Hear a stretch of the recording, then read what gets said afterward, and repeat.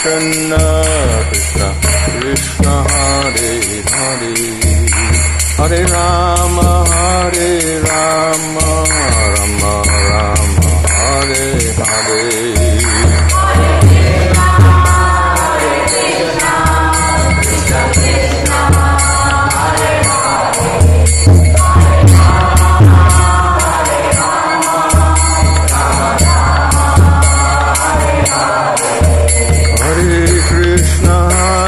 Krishna Krishna Hare Hare Hare Rama Rama Rama Hare Hare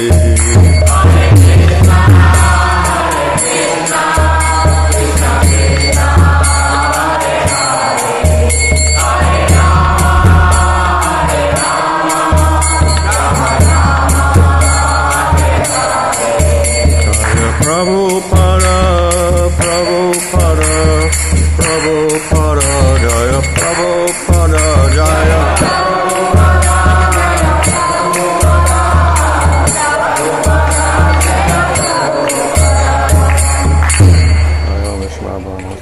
Acharya, also Thakur Sivadesi, Bhaktivedanta Swami Srila Prabhupada ki Jai, Namacharya Haridas Thakur ki Jai, Ram Sakaho, Sri Krishna Chaitanya, Prabhu Nityananda, Sri Advaita Gadadha, Shri Gaur Bhaktivinoda ki Jai, Sri Radha Krishna Gopida Shama Kunda Radha Kudigiri Govardhan ki Jai, Sri Vrindavan Dham ki Jai, Navadip Dham ki Jai, Ganga Shamona Tulsi Bhakti Devi ki Jai, Ananta Koti Vaishnava Vrinda ki Jai, Samaveta Bhakti Vrinda ki Jai, Go Premanandi, all glories to some devotees, all glories to some devotees, all glories to some devotees, all glories to Sri Guru and Sri Guranga, all glories to Srila Prabhupada. Om Namo Bhagavate Vasudevaya. Om Namo Bhagavate Vasudevaya. Om Namo Bhagavate Vasudevaya. Namo Om Vishnu Padaya Krishna Prasthaya Bhutale Shrimate Bhaktivedanta Swami Nityanamane Namaste Saraswati Deve Gauravani Pracharane Nirvishesha Shunyavadi Paschatya Shatarane Sri Krishna Chaitanya Prabhu Nityananda Sri Advaita Gadadhar Shivasadi Gaur Bhaktivinoda Hare Krishna Krishna Krishna Hare Hare Hare Rama Rama Rama Hare Hare. Reading from Srimad Bhagavatam, Canto 10, Chapter 72, verse, what are we on here? 5. Tadeva Deva Bhavatas Charana Ravinda Sevanubhavam Iha Pasyatu Loka Esha Ye Tvam Bhajanti Na Bhajanjuta Avo Bhayesham Nishtam Pradarshaya Vibho Kuru Srinchanayanam.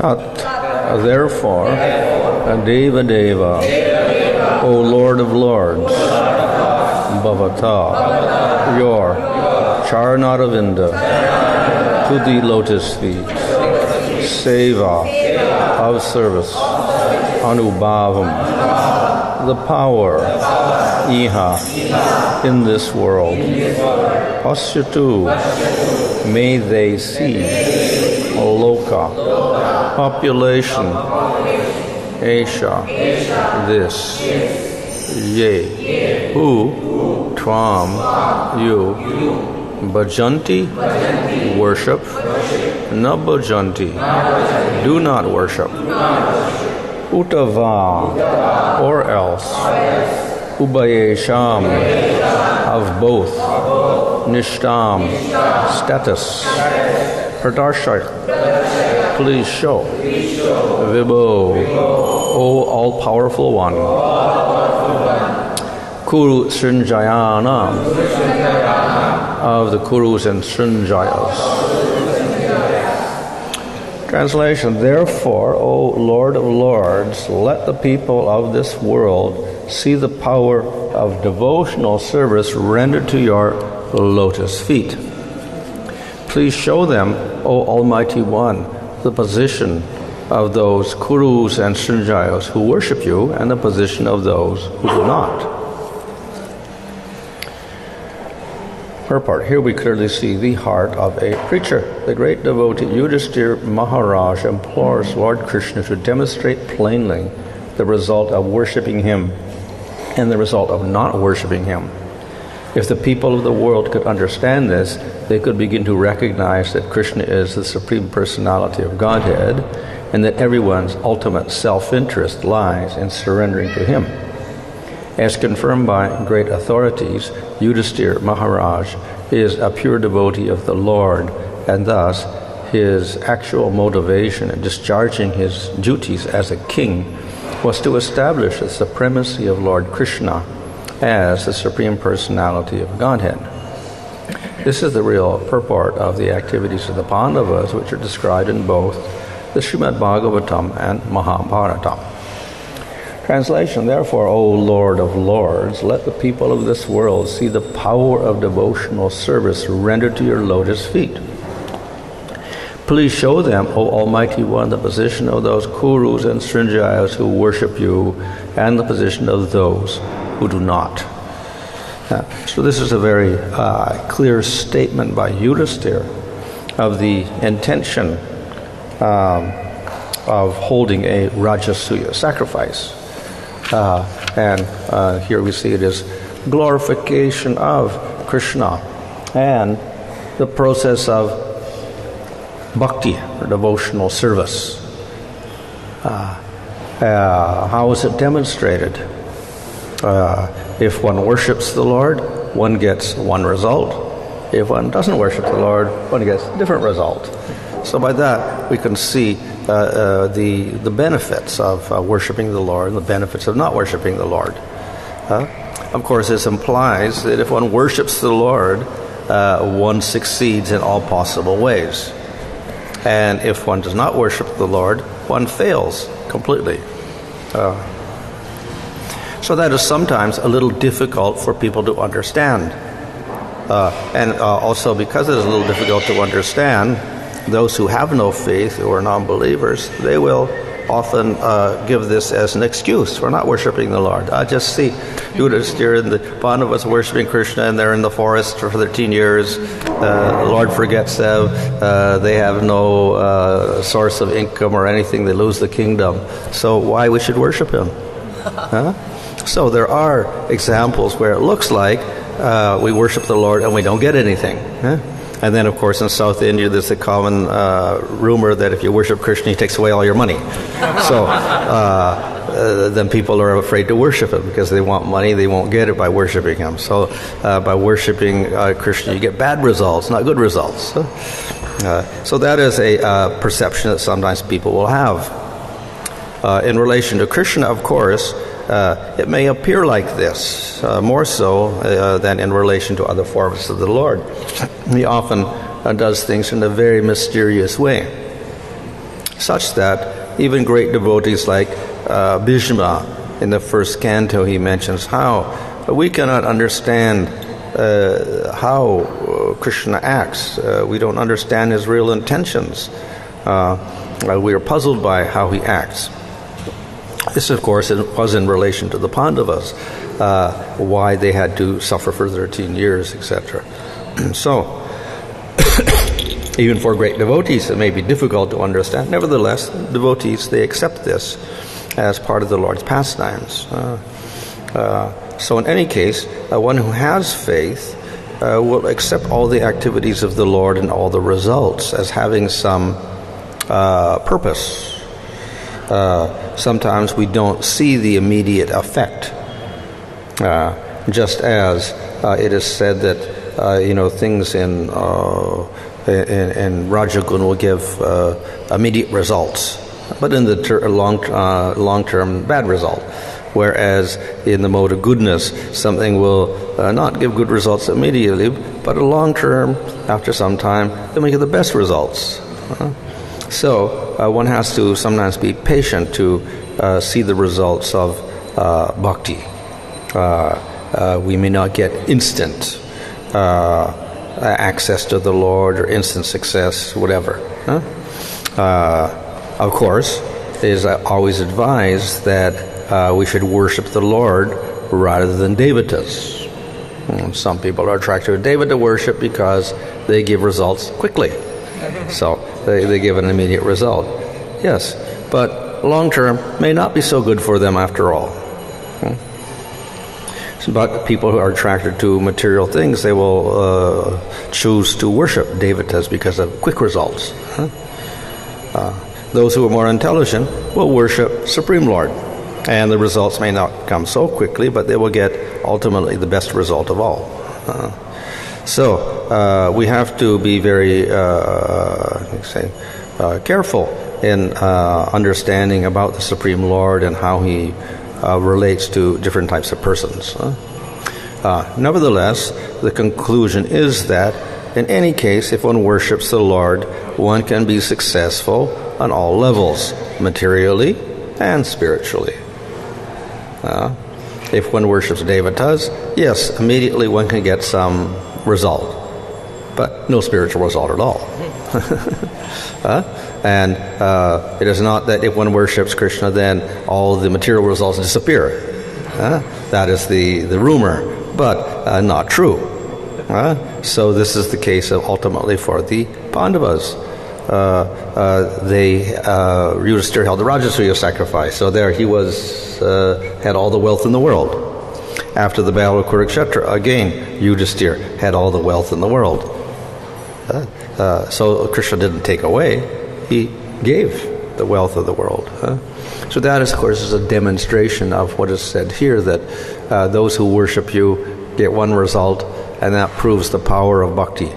Those who don't worship you get opposite result. So this is the example of Yudhisthira is exemplary in that regard. It gives a very a nice example. He is a nice example of how the process of bhakti gives all benefits. So the normal devotee does not desire material benefits, and definitely doesn't ask for them.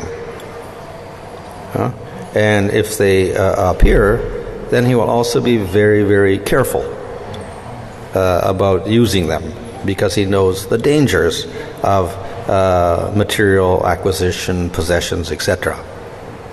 They can become anartha, or weeds in devotional service. So the devotee generally does not ask for such things, and if he gets, he's very, very careful in how he uses those things, because it could be very dangerous for the progress of bhakti. Therefore, the devotee it may look like the devotee doesn't have anything, and that's simply because he doesn't want anything. He doesn't want anything material, because it impedes his devotional service. So, therefore, sometimes we have examples of great devotees who have nothing. We have examples of devotees who have everything, like Yudhisthira. Then we'll have devotees who have nothing, like Jad Bharat. Nothing. And he was consciously rejecting everything all the time and hiding from everyone. So that is because he realized that anything in the material world can be a cause of obstruction to his devotion to the Lord. So he wanted to avoid everything, and therefore he took extreme measures to renounce everything. So that doesn't mean that the Supreme Lord purposely or intentionally deprives the devotee of anything in this material world. It is partially the desire of the devotee, and also it's favorable for reaching the topmost level of bhakti, complete detachment from everything. So Yudhisthira, on the other hand, was already completely detached from everything, and no material assets could in any way interfere with his devotion at all. Therefore, he could use the material objects that he got through his position to glorify the Lord. And that we see here. He's expressing this, how the purpose of this Rajasuya sacrifice to declare that he has got all power in the world is simply to glorify Krishna. So Yudhisthira has this position. Why? Because he worships Krishna, so he gets this good result. And then with the results, again, he uses the results to worship the Lord. He uses his wealth to worship the Lord and glorify the Lord. And to set a good example for others and to teach others that they should worship the Lord. So therefore it is this example of Yudhisthira is very good. It shows how he in all cases is using everything for the Supreme Lord. So he mentions here that the seva, the power of service, seva anubhavam, the power of service to the lotus feet of the Lord should be seen by everyone. It's not ordinary power. The devotional service or bhakti is actually the internal energy of the Lord. It's not a material power at all. It's not a shakti that comes from the external energy of the Lord. It is coming from the internal energy of the Lord. So definitely it is a shakti of a different sort. Now, the other processes like karma yoga and jnana yoga, they also have some shakti. But it is material. But the shakti of bhakti is completely spiritual. So it is in a different category altogether. Because there is some power in karma yoga or jnana yoga, they get some result. The result comes because there is some shakti in that particular process. But the results that we get from bhakti are much superior because it comes from the internal energy of the Lord, not the external energy. So process of bhakti is therefore naturally most powerful. So because it comes from the internal energy of the Lord, yes, definitely it will give spiritual results that karma yoga cannot at all give. We should not think that because it's all spiritual, it won't give anything material. Because obviously Krishna is in charge of everything. So if we worship Krishna, we can get everything material and everything spiritual. So therefore, Krishna is compared to cintamani. And the holy name of the Lord is compared to cintamani. Cintamani means a touchstone. A touchstone is a very special stone. And if you have that stone and you wish for anything, you get that thing. So in the material world, people will use that to get material wealth. They will ask for material things, gold, silver, diamonds, whatever, house, car, television, all this. But this cintamani gives more than that. It can give you liberation. Whatever the Gyanis and Yogis strive for, Supreme Lord can give that. And if you want prema and spiritual world, Vaikuntha, the Lord can give that also. So very, very, the Lord can give everything. That's why he's compared to cintamani. He can give you bhakti, he can give you mukti, he can give you prema. So the Lord is not deprived of any type of energy. In fact, even the material energy and the power in karma yoga or gyan yoga is actually coming from Supreme Lord. It's his secondary shaktis. So the Lord, if we worship the Lord, we can get everything. So some people worship the Lord and they have material desires. So definitely the Lord can fulfill those material desires.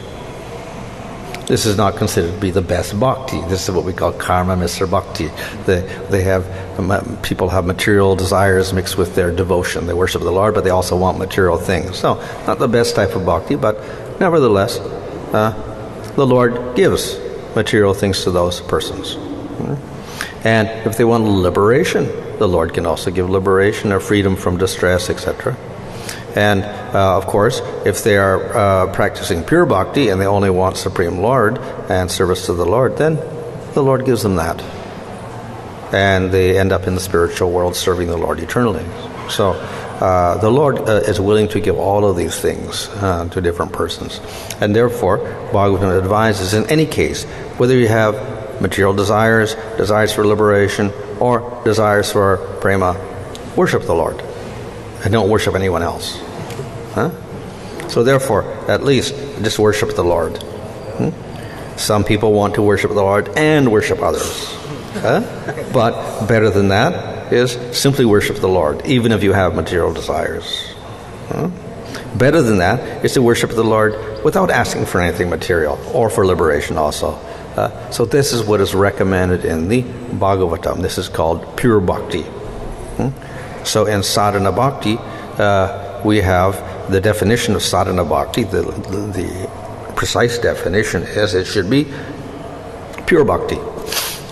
Anya abhilashita shunya, devoid of other desires. And this is what we practice in sadhana. Of course, it's explained that this is not literally pure, because we're doing sadhana and we do have impurities. But we understand the goal is prema with no material desires, and in our execution of bhakti, we are not continually asking for material benefits. So in that sense, it's pure. Ultimately, the only pure bhakti is when we get to prema. And all anartas, all obstacles, all karmas, everything, ahankar, etc., are completely destroyed. But even this initial type of bhakti is called pure bhakti as well, because it is this bhakti which will lead to the prem bhakti. If we do the mixed bhakti, we don't get that prem bhakti. We get different result. So therefore, the very basis of the bhakti as taught by Lord Chaitanya is this pure bhakti, which leads to prema. That is the goal. So therefore, there's an emphasis upon no other desires except the desire to please the Lord. So we cannot do it perfectly because we still have anartas, but nevertheless, in our execution of bhakti, we don't continually pray for material things, and then we call that pure bhakti. Example is given of, I guess Jiva Goswami gives the example of a homa or sacrifice, yajna. So yajna literally means that we offer grains and ghee into the fire. That's the actual yajna. But before that, we have some preliminary things we have to do. Purify the spoons, purify the ingredients, etc. Those many rituals we do ahead of time. That's also called yajna. It's not the actual putting the ghee in the fire, etc., but it's necessary to do those things to get to the final act of putting the ghee in the fire. So we also call those preliminary activities yajna. even though literally they're not putting the ghee in the fire at that time. So similarly, we have sadhana bhakti, which we call pure bhakti, and we have prema bhakti, which is also pure bhakti. So we include it within pure bhakti, even though literally it's not on the highest level, but it leads there. So similarly, the activities we do in the yajna, which are not actually putting the ghee in the fire, preliminary activities, they lead to the putting the ghee in the fire. If we don't do those activities first, then the putting the ghee in the fire is not perfect. It's not won't give proper results. So the two are intimately connected together. So therefore, pure bhakti and sadhana leads to pure bhakti in prema. So therefore, that is the basis of the bhakti that is recommended in the nectar devotion, which will lead to prema and to rasa. In any case, even if one does this mixed bhakti, one gets results. And even if it's not up to the level of being mixed bhakti, it's just karma yoga with a little bhakti. It also enables those processes to get results. So karma yoga with no bhakti gives no results.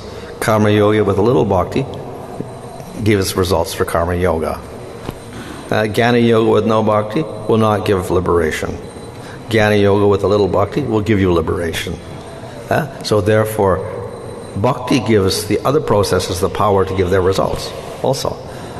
So those processes are dependent on bhakti. Bhakti is not dependent on them. So one can do bhakti alone without support from anything else, any other process. Or if one does the other processes, one should not look for the results in the other processes like material assets or liberation. And then one can still go on with the pure bhakti. So the Lord gives many opportunities, many ways in which you can perform bhakti in this world. Secondary bhakti, mixed bhakti, or pure bhakti. And it all gives results. An intelligent person will be very careful what type of bhakti he does, because that will determine the result he gets. Though we have all types of bhakti, and the Lord says they're all nice, they give different results. So the intelligent person will try to see what is the best result, and then according to that, choose the type of bhakti. So that is why the Bhagavatam and Nectar Devotion say that you should do this pure bhakti. Then you get the highest result, prema. And if you start mixing it in different ways, then you get lesser results. So if you want complete bliss, then and prema, then you have to follow pure bhakti in sadhana. So this is therefore the most powerful form. So bhakti has many forms. They're all powerful. They all give very great results. But pure bhakti, or uttama bhakti, gives highest results. It's the most powerful of all because it gives the very, very highest result. So that pure bhakti which gives the highest result gives prema, but it can also give everything else, all the lower results as well, as in the case of Yudhisthira. So he sets a good example. He does the pure bhakti, he's got the best results in terms of prema, and he also got material results. This is a case to show that the devotee gets everything as a result of his bhakti. At the same time, completely unattached to those so-called material results. He uses everything to glorify Krishna. So therefore the process of bhakti is very, very special, and Yudhisthira realizes that, and therefore the statement he makes is quite significant, that there's special power in serving the lotus feet of the Lord, and everyone should understand that. It is something very, very special. This was Yudhishthira teacher is telling that I'm doing this Rajya here to please you, not for any material benefit. But the basic purpose of the Rajya here is to extend the kingdom and to win over the material world, whole creation, the world. So how do we understand this? Where he's doing the Rajya, which is the basic purpose is different, and he's saying is something different, which is the purpose doesn't match with the.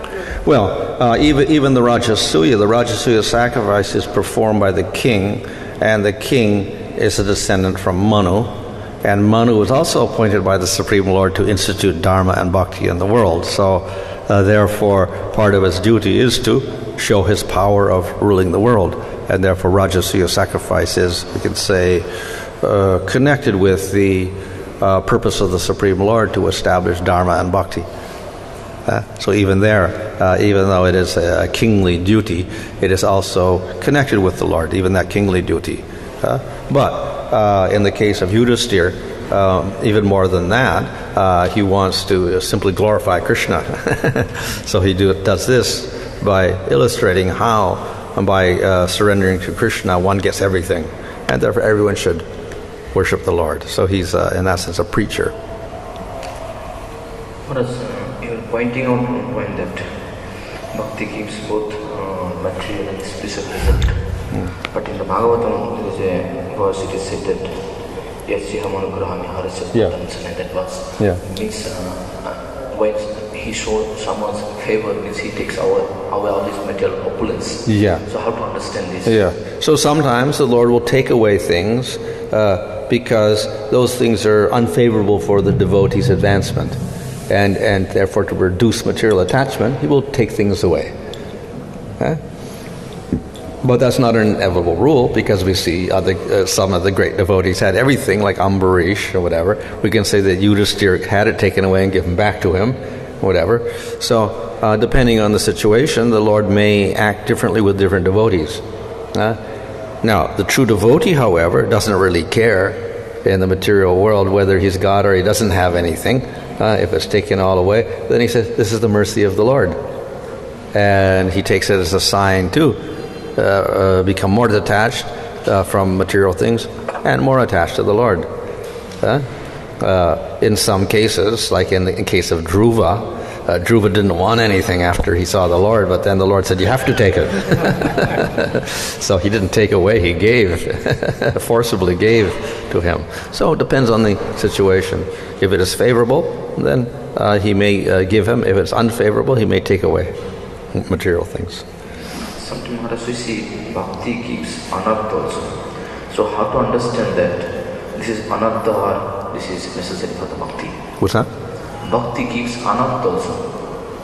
Anartha means some material opulence, name, fame. No. Because, as I said, naturally bhakti can also give everything material. So the devotee may not want them, but material things come, as in the case of Dhruva or Ambarish or whatever. They're not craving for material things, but result of bhakti is a give. In the case of Yudhisthira also, they get.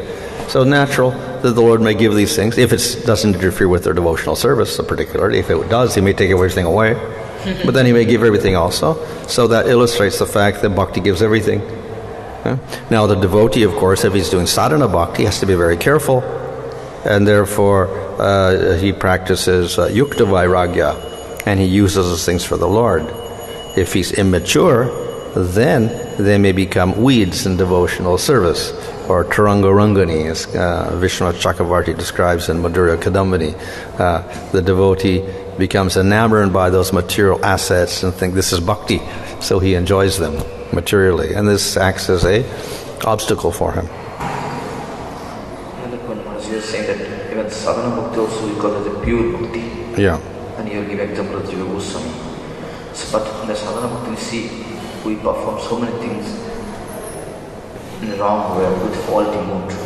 So how can we understand, say that which we perform with the wrong mood or faulty way, we can call it as pure bhakti?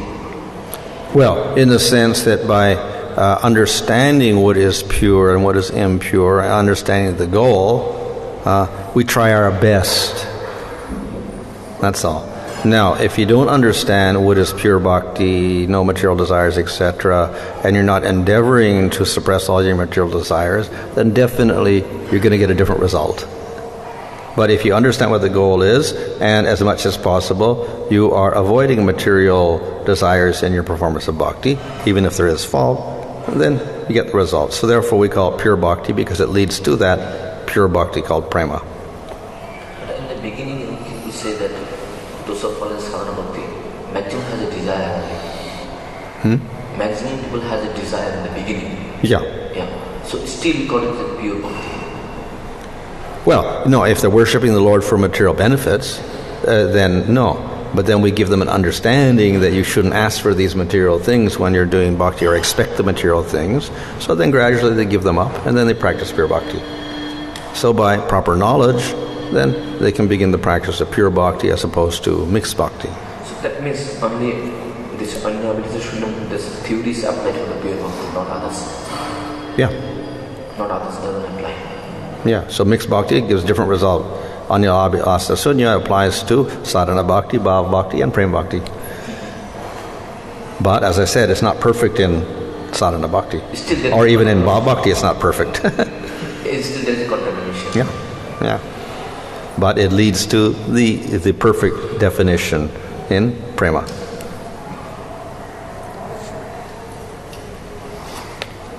How different is devotion to devotees compared to Shakti? What's that? Bhakti Shakti? Oh, Bhakti Shakti. How different is the devotion to devatas? Devotion to devatas as compared to? Well, one can be devoted to devatas, but if it excludes the Lord, then that is wrong, because one thinks that the devatas are independent, or they are equal or superior to the Lord. So that is not proper. That's offense. Like thinking that the names of the devatas are equal to the name of the Lord. If we worship the devatas as devotees of the Lord, fine, no problem. As we worship devotees and respect devotees. Nevertheless, we never keep them separate from the Lord. So the two are related. We're worshiping not as independent entities, but as devotees of the Lord.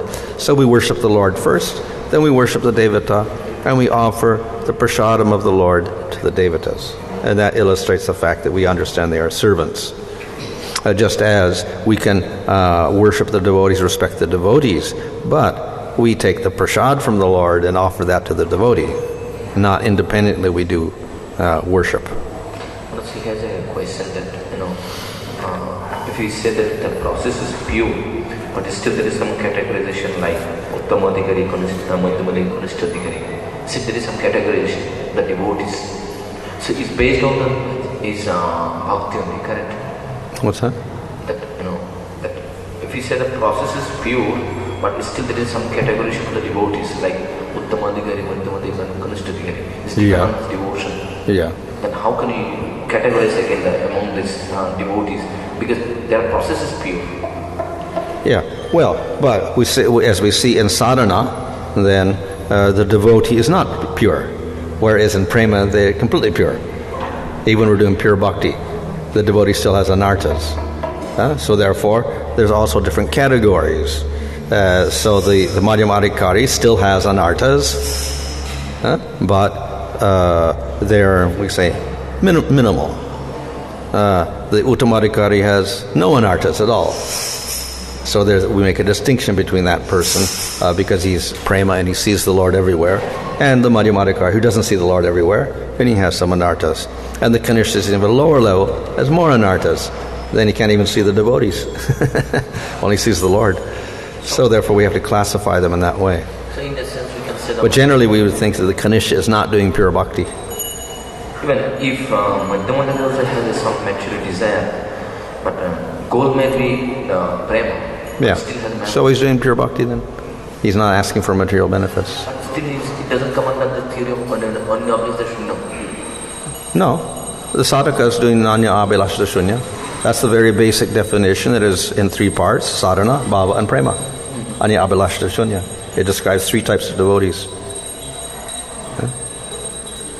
So the sadhaka the Bhava Bhakta and the Prema Bhakta, all under Abhilasha Dashunya. Another question was, you were saying that bhakti gives all the result. Even what people get by worship the different demigods, if still someone worship the Supreme Lord, you get the same result. But then question might come in, what is the use of all the demigods? What that? What is the use of all the demigods then? That is for people of less intelligence. They just want quick results. So David just give it to them.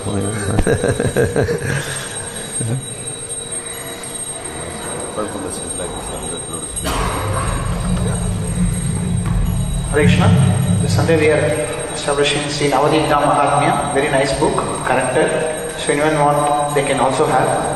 So also he has Srimad Brigat Bhagavata, some devotees want to have some Maharajna, they can also have.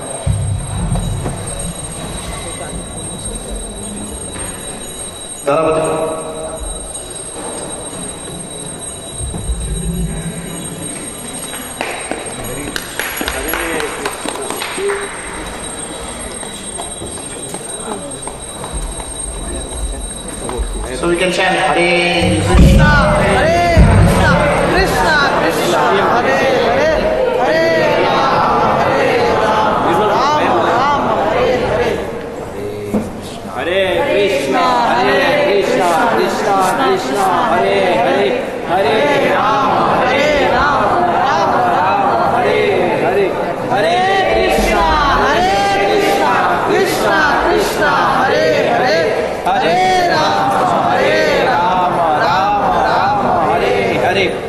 Hare Krishna, Krishna Krishna, Hare Hare, Hare Rama, Rama Rama, Hare Hare.